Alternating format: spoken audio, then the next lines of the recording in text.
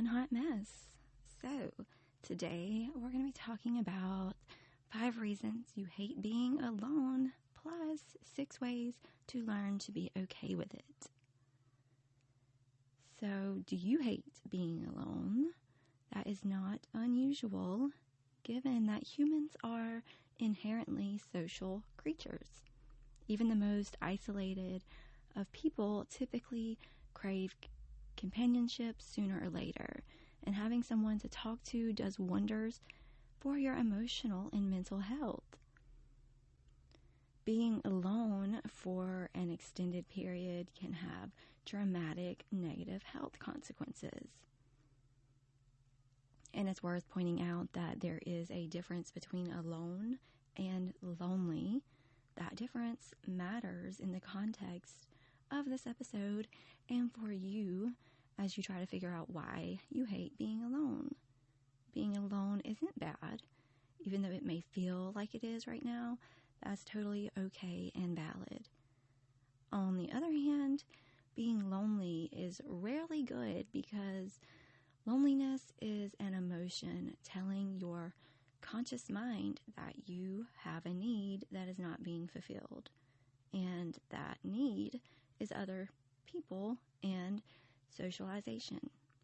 So, being alone can be time for self-improvement, personal hobbies, or relaxing. So as long as you are okay with being alone. But what if you're not? Why do you hate being alone, and how can you be okay with it? So if you hate being alone, ask yourself, what is it about being alone that you loathe? Chances are the reason revolves around one of the following things. 1, you require external validation to be okay. And there's nothing wrong with wanting a little external validation occasionally. It's nice to be surrounded by people who love and support you enough to want to be proud of you. Unfortunately, that can cross over into unhealthy territory where a person requires external validation to feel okay. You may be a people pleaser who quickly jumps to a task because you are craving external validation. Like many things, external validation is okay in small doses. However, if you depend on it, you're likely to hate being alone. After all, if you are alone, then there's no one around you to validate you. People who require external validation often have trouble with their self-esteem and self-worth. They may not be able to see or find any value in themselves on their own. That may be the result of childhood trauma or surviving domestic abuse. Both can leave a lasting impact on the survivor. You may feel lost without direction. Some people have an impossible time charting through their own course through life. If they find themselves alone, they are confronted with needing to choose their own activities and direction. Certain mental health conditions, such as anxiety and ADHD, they may cause you to become overwhelmed by too many choices. I completely understand that. Being alone or being around other people means you can take social cues from them or even ask for their help picking a direction. For example, you could ask, what should I do? Can you recommend a book to read? Should I tidy up? Do I need to take a shower? But when left to your own devices, you may find that too many options cause you to shut down and do nothing instead. It isn't that people who struggle with feeling lost are lazy. Far from it. Instead, it's more likely that something is disrupting their executive function, which is a set of self-regulation skills that help you plan, focus, attention, and juggle multiple tasks.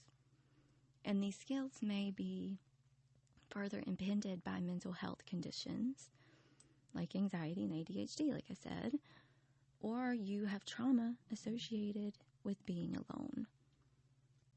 A traumatic experience is defined by the American Psychological Association as an event that causes an extreme emotional response that is typically outside of your control.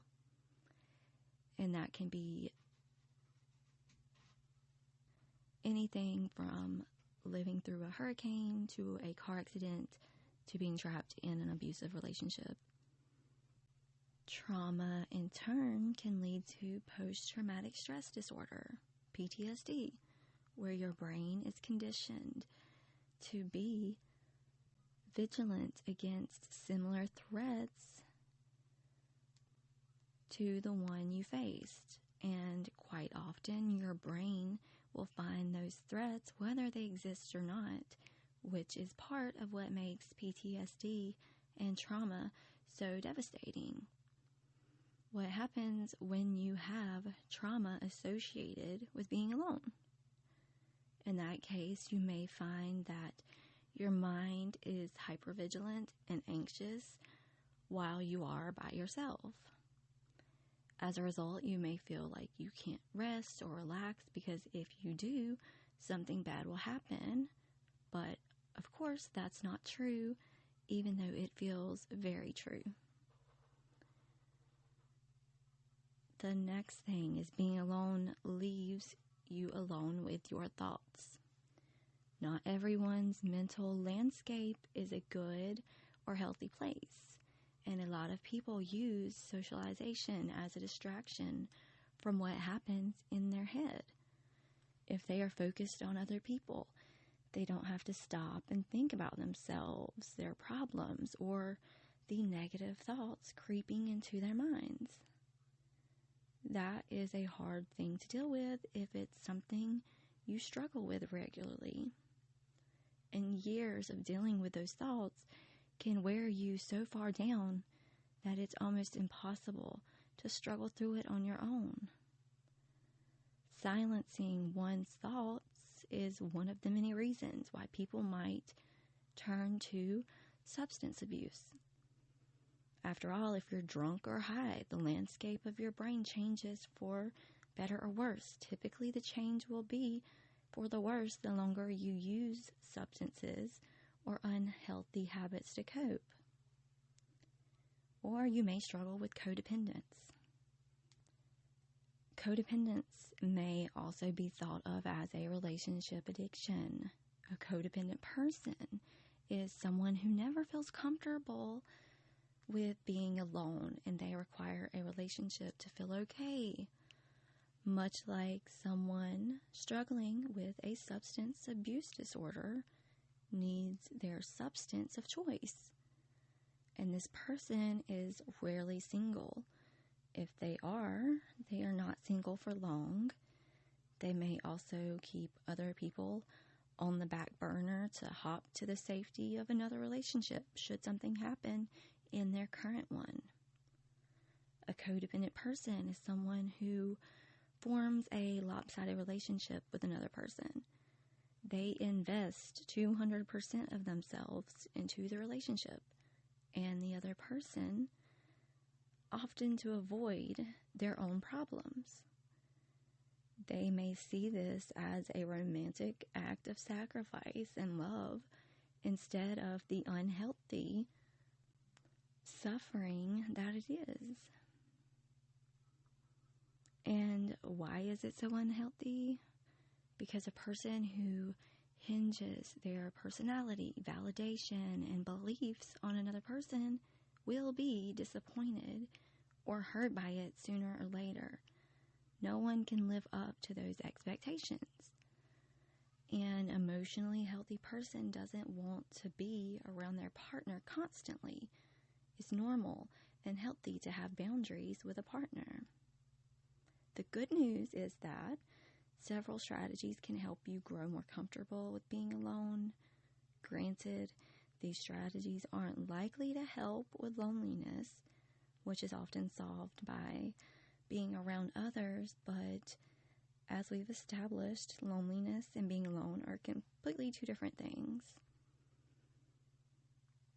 So instead of dreading your alone time, convert it into something that will benefit your well-being and self.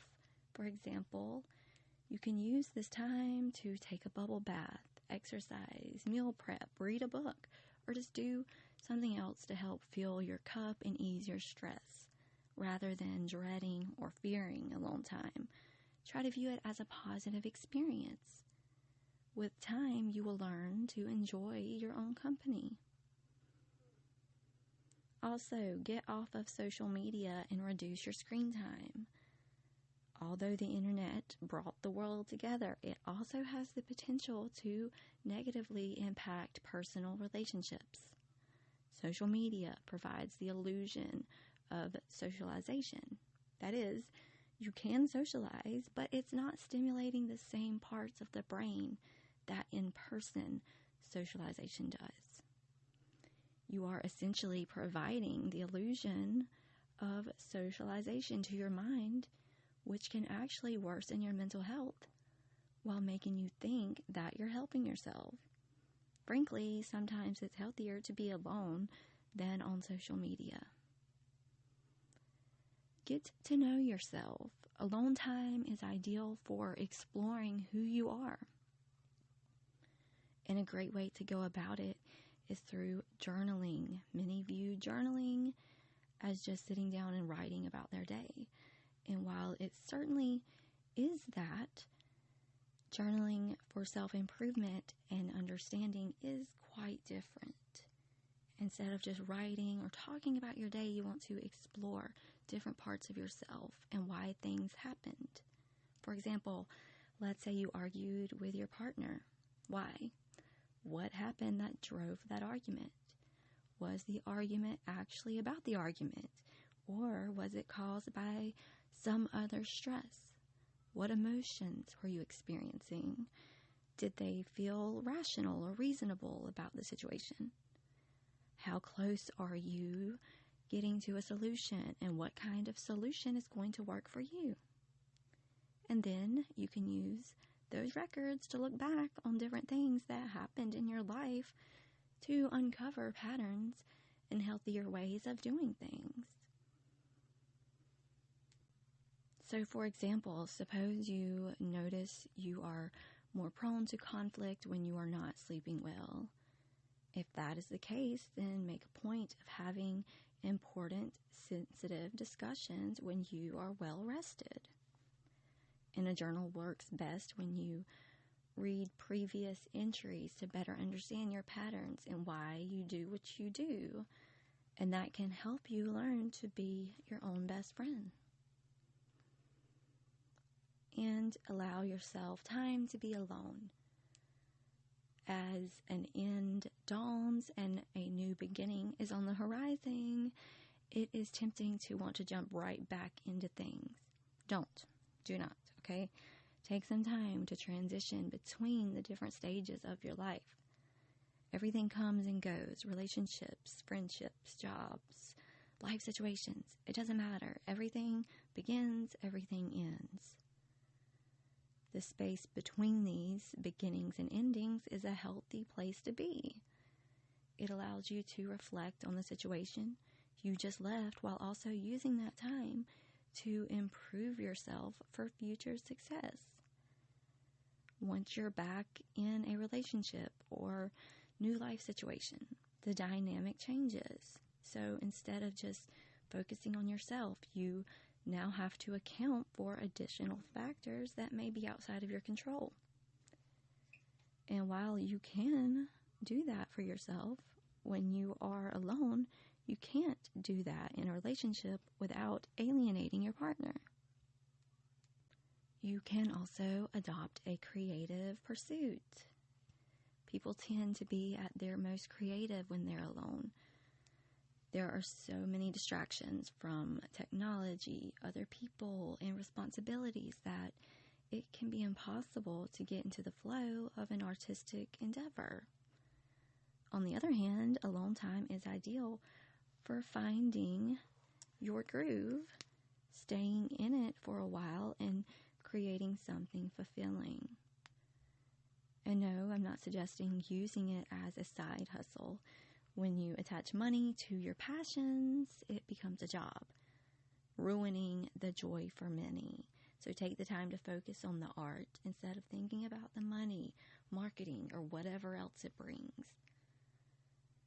Pick any art and dive into it. If you're struggling with loneliness, you may also want to consider looking at local craft stores or community centers for art classes, and it could be a way to meet some people with at least one mutual interest and give you a good foundation for your creativity.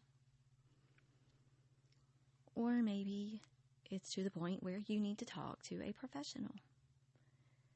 Your discomfort with being alone may be something greater than just an adjustment of perspective, and you will likely need professional help if it is tied to trauma, anxiety, or other mental health issues. Addressing the underlying issues causing discomfort with being alone should help you become more comfortable. Alright guys, so there you go. 5 reasons you hate being alone and 6 ways to learn to be okay with it. So I hope this episode helped someone somewhere out there. Hope you guys enjoyed it. Thank you so much for listening. Please share One Hot Mess and please hit that follow button. And I will talk to you guys next time. Have a beautiful day. Later, guys.